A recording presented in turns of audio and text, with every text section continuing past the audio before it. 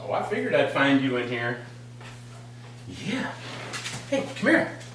What's that? What's that? How come you haven't got it out of the box yet? You're the unboxing dog. Something else going on? Well, I don't know. You're not opening this one. You don't want to lick that, it's dirty. You don't want to get that in your mouth. Anyways, I wouldn't let you do it anyways because I don't want you breaking it. Because you're a wild thing. Hey guys, this is Dave with Ancient Amnesia and Angster Management. That's my astrophotography page.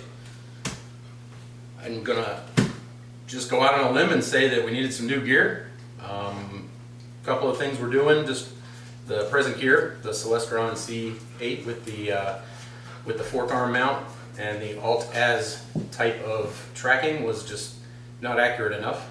So it's great for planetary, moons, just sky shots or star clusters. It's awesome for that. It's got a great large lens, really catches a lot of light. But you know, trying to look at stuff that's a little farther and a little harder to see, you need something with a little wider field of view to catch the galaxies, and you also need something that just kind of is a little more of a low f-stop, and that means that it takes less light to get the same exposure. The lower the f-stop, the more light comes into and hits the sensor of the camera over a shorter period of time. So the Celestron C8 is an f10 and an f6.3 with a focal reducer. So what I did was I ordered this AVX mount from OPT Telescopes, and we're going to open it up right now and see what's in it, because I've had a few people message me and say, you know, I want to order one of those, and I've never seen anybody open it. I really don't know what comes in it except for what they tell you on the websites, and they can be kind of vague. So we're going to open it up right now. This one comes from OPT, and I'd have to say it's in a Celestron box, so if you get one from High Point or Agena or any of those, you know, great online companies like B&H, it's probably going to come just like this. So let's get started. I'm just going to start opening this thing up and see what we got to deal with. But this is called an AVX mount, and what this does is it tracks the sky in a little bit of a different way than an Alt-Az mount. An Alt-Az mount tracks it in steps, and we were talking about that when I did my wedge video. And so what's going to happen here is this one's going to not only track it with a smoother movement, you're going to get a polar alignment, so you're not going to get any shift in your space. Moving to one side, you're not going to cut off part of a nebula or anything in the middle of a whole bunch of shots or exposures. But you know, for the moon, this is kind of useless. You know, stuff like that, you're not going to use it for. You're not going to probably look at Jupiter with this thing. I'm going to try, but you know, it's more or less for deep space objects. That's what DSOs are. So it tracks a lot more accurately, and it has the ability to plug in another telescope that sits on top of your telescope that will actually send a message into the mount and tell the mount which way to go through a software called PhD2. So if you're going to get this kind of stuff right here, you want to get PhD2, put it on your laptop even before you get this, play with it, look at it, watch people use it on YouTube. I think Astro Backyard, Nico at Nebula Photos. There's quite a few people, Chuck's Astrophotography, who've done stuff with the computer side of it. I'm keeping it simple. I'm just going to use a simple tracker, PhD2 on my laptop. Nothing really too out of the ordinary. And this AVX mount, this is going to do a lot of the work. Just by itself, this mount's going to enable long exposures, and it's going to basically move the telescope in a manner that is much smoother than when you move it in steps. And I explained that last time, but what that means is the Alt-Az mount moves in steps. This one is actually able to move more fluidly and stay locked in. And with the addition of a tracking scope, which is just a little baby telescope, the next video I do tonight is going to be about putting that together. So it just kind of watches the sky, and the signal gets sent into the mount. The mount can be controlled by the PhD on your computer. PhD is just the software. It's free, and it's really cool. So we're going to give this a shot, but first thing we're going to find out what the heck is in this box.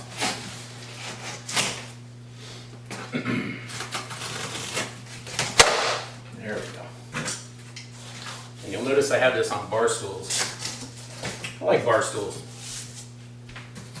You don't have to drink to sit on a bar stool. Make a great rotating platform too when you're working on stuff. And they slide easy, just like that. So already you see it's a box within a box, okay? So anytime you got a box within a box, that's a good sign.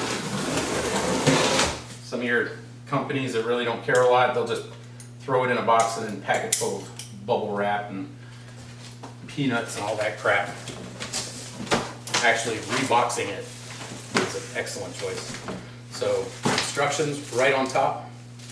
Does not look like this has been opened or altered in any way. So, we are going to delve into this.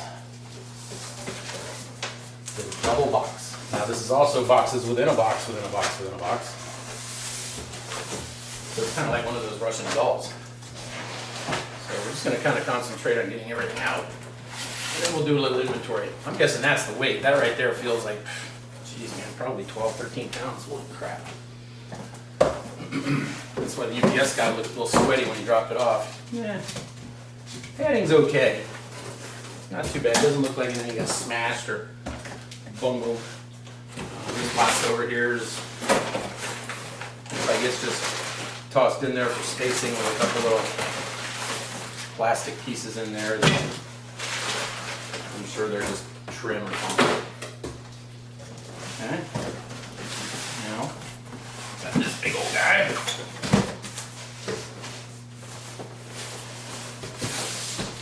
Hey, follow the arrow. Oh. I'll stack stuff up high, man. No bending over. Sometimes it gets a little teetery, but that's all right. Keeps you on your toes, literally. Okay. So you can pretty much ditch the box that came in, because it's dirty too, kind of nasty.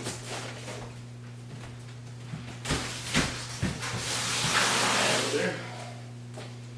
Okay, let's open this up first. I'm guessing this is the tripod.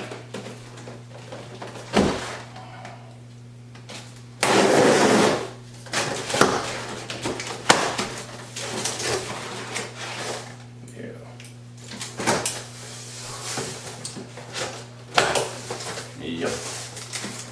I was right. I like being right. You like being right, don't you? Everybody does. Make sure not to wipe anything out or drop anything breakable here. It's a little blown out at the bottom. Not too bad. You got some that holds it together, so when you pull that off, these right here aren't going to be perfectly tight because they can flop around in the bag. I'm just going to kind of, yeah, look at that, girl. Huh? What do you think? Huh? What's in that box over there? What's that? Hmm? Go get that. Help me out. Go get that. Go. That's a good one for you.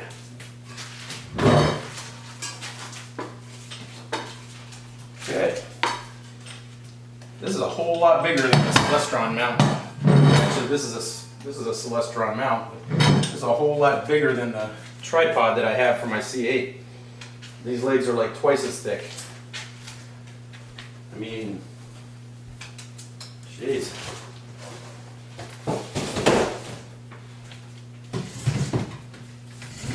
Look at those legs compared to these. That's a huge difference. So that's one thing right away. You're not even getting the same tripod.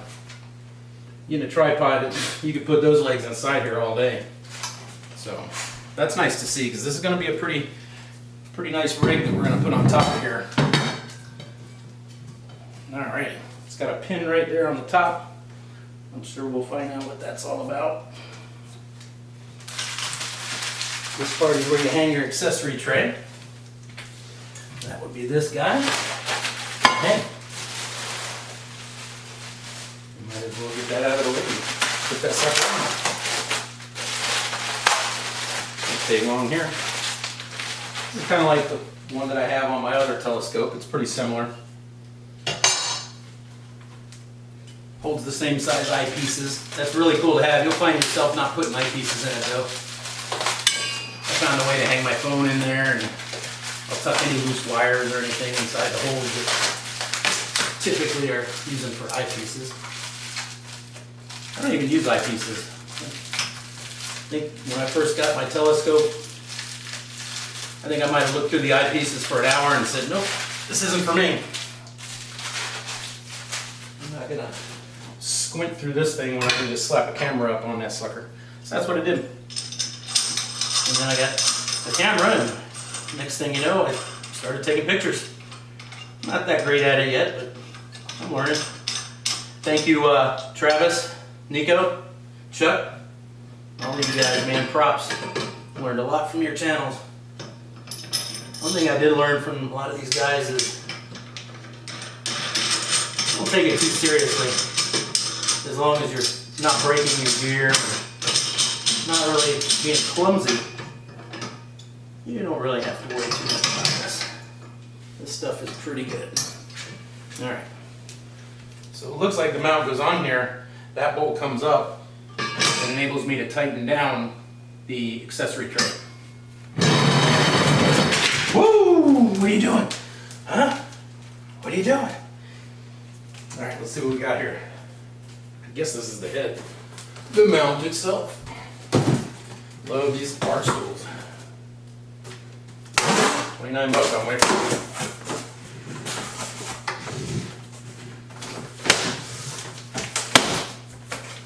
Alright.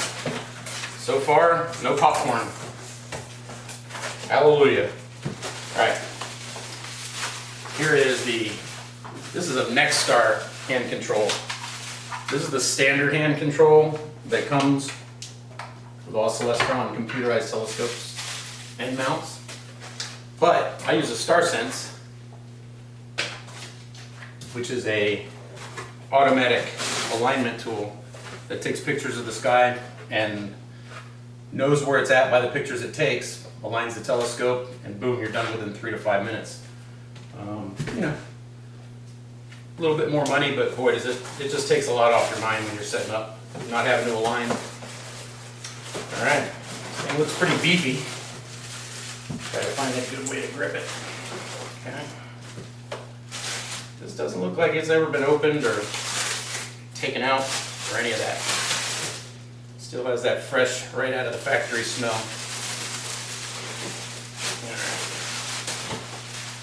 Get back down. When you're using bar stools, always make sure you're in the middle. Okay. I know it's like 85 degrees here in Florida. Holy crap. Okay, hardware is in there.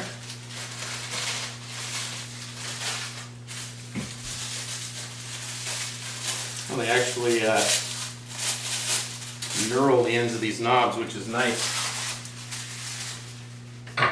Because mounting my Celestron 8, it's a smooth knob, and you really got to crank on it. And so what I do is I got a little piece of leather I wrap around and just crank it. But these are kind of knurled. You can see that. So that's probably a good thing. All right. You got that. And the weight.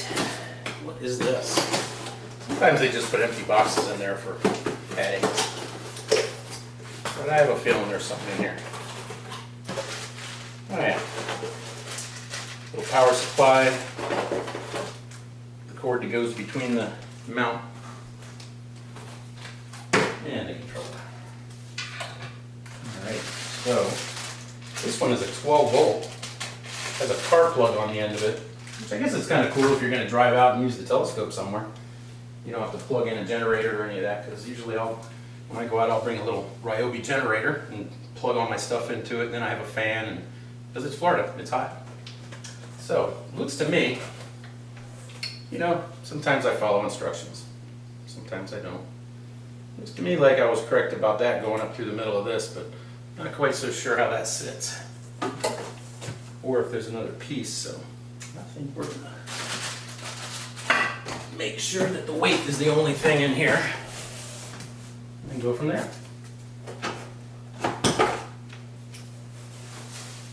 Yeah, all this stuff's taped up for the first time. So.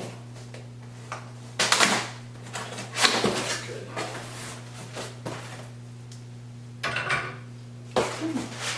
Oh yeah.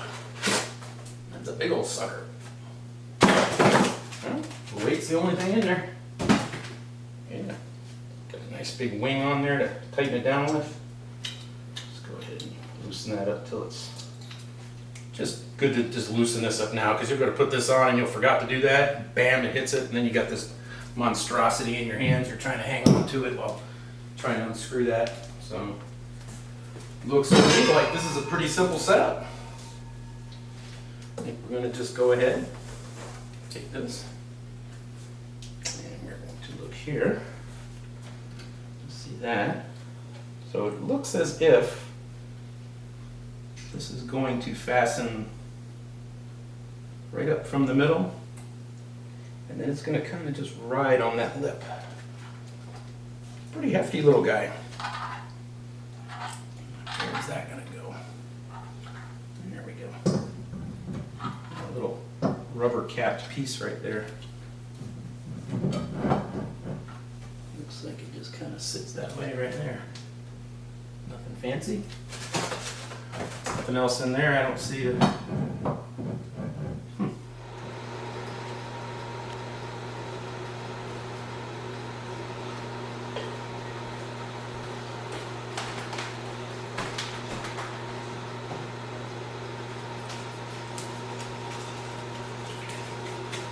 Hey, what are you doing? You putting it together? You helping me? It's not together yet. What have you been doing? What have you been doing all this time? Ah, jeez whiz. All right, first thing you do, you decide where you want your leg to go. Come set up to where the mount goes in a certain way because of this peg, and that's how you align your azimuth to set up for polar alignment. So you get everything together and then you use knobs. Those knobs have to be put in before we put the mount on. So what we're going to do is we are going to take this mount on this pillow. Set that bad boy right there. And these guys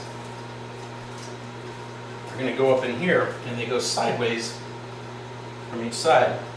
And you adjust them to move the mount right to left. You have to turn them the same way. And then when you get to the spot you want, you turn them the opposite way. Kind of like that wedge that we put together last week. So I'm going to put one in here. It just says they just take these out for shipping, so there's not any secret reason that you're putting these in now. You can see that thing would be kind of hard to get in a box. You know, I like to pack that stuff in. Okay. And then I'm just going to leave it the way they got it set up, because usually there's a reason they have it set up that way from the factory. If I don't like it, I can always switch it. This just unbolts and you put it in a hole. There's another hole right there, and then that just turns the mount around. But I did read that sometimes if you have it that way, when that weight is swinging around, it can come down and hit that leg. So we want to just avoid that. We're just going to put this on just like it is.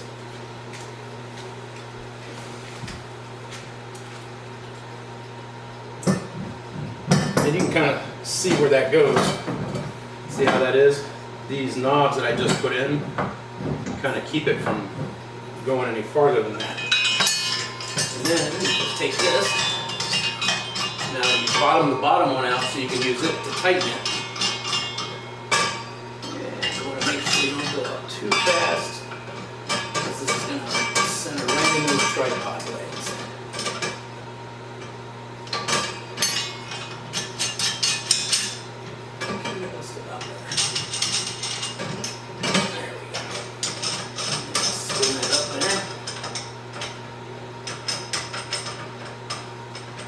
Sure that's pretty damn tight. And then you tighten that one up, and that's a spreader. It just kind of pushes those legs apart so they don't flop around, just like that. I'm just going to kind of take these in all the way until I feel them bottom out. Kind of watch them and make sure they're even. You don't want them like jammed all one way or the other, because then you won't have that adjustability you're looking for. All right, it's starting to tighten up right about there. Good. Okay, I think this thing's pretty secure. Gonna give it one more little tighten there. One more tighten there. That's got it. That is one secure piece of equipment. I'm gonna come up here, and it looks like I got it pretty close. I mean, you can look right down that thing and see that it's on that leg. This adjustment here gives you that spin, but it looks like it's pretty darn close to kind of where I want it to be. So what you do on these is these have clutches. Let's spin it around. See how straight that is? It's off just a hair. Not too much though. So that's what you use these for. Okay, we're going to try to kind of just move it one way or the other. There we go. Moving them the same way. I'm just eyeballing down that motor there. And this on that leg. You can use the shine on the plastic with the shine on the pipe to line that sucker up. And you'll get it pretty darn close. Opposite ways to tighten. That means they're both tightening into each other. So that is good. That's nice and solid. Alright, so this is where the scope mounts, obviously. And there is a clutch here. I'll spin this around so you can see it. This clutch locks that from moving. That's how you're going to move your telescope around independent of the mount. These are the locks for it, and they're a lot better than the locks on the C8 II. I'm going to take these, back them out, because you know when you go to put that scope up there, them suckers are going to be sticking out and it's going to catch on it. So just back them out to where they're not blocking the dovetail when it goes through there. So it's pretty good. Now here is another clutch on the side here. These are the Alt-Az adjustments. Now make no mistake, Alt-Az is going to be, you're going to use Alt-Az. This is just going to move more smoothly, and it's going to move more in tune with the sort of the star trails. When you see the star trail pictures, it's going to move like that. And so it gives it that smoothness on top of that, and it tracks a lot better. It's just a better mount all around.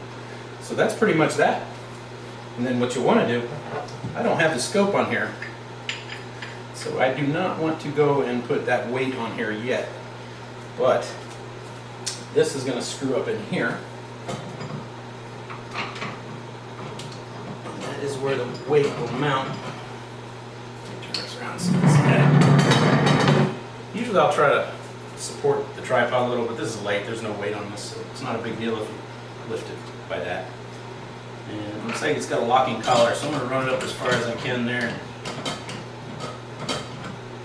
Take it the rest of the way with the collar.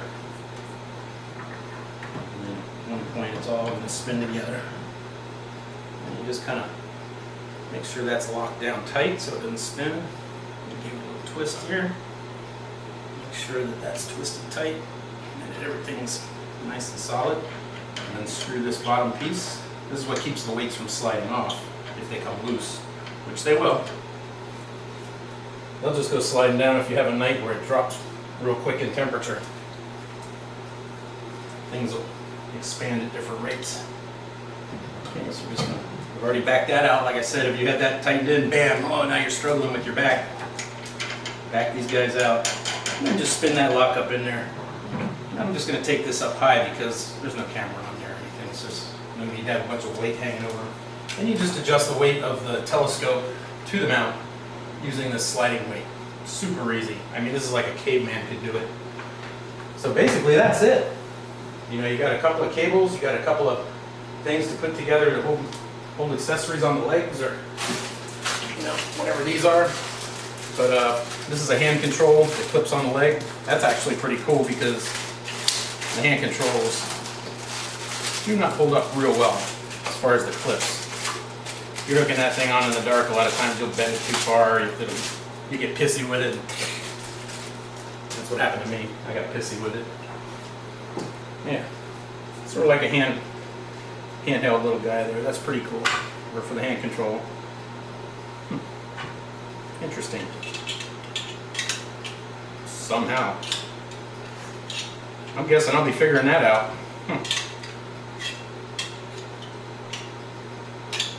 Yeah, well, I still haven't figured out how to put the hose on my vacuum cleaner either, so go figure. So basically that's what it is. It's a pretty easily adjusted unit, up and down, you know, every direction. Moves super smooth. I mean, this is like really, really nice and precision. There's bright lines right here where you can line that sucker up and get it just right. Yeah, so you just kind of lock that down. You like where it's at. Okay. And then this is what we're going to do to adjust it like the wedge. This is the adjustment you do for, here it's, geez, I forget, 49.54 or something like that. So we'll be adjusting that, you know, when we put the telescope on and everything. It doesn't need to be that way now. So basically, that's how you put that up. Now, I gotta say, when these things are down low like this and you want to jack it up, you gotta take these things carefully, one leg at a time. Give it about a foot. Hang on, you don't want that tipping over. One leg at a time, give it a foot. Take it up that way. Don't try to get it all at once because everything all of a sudden wants to tip over. Sorry about putting my ass in your face like that.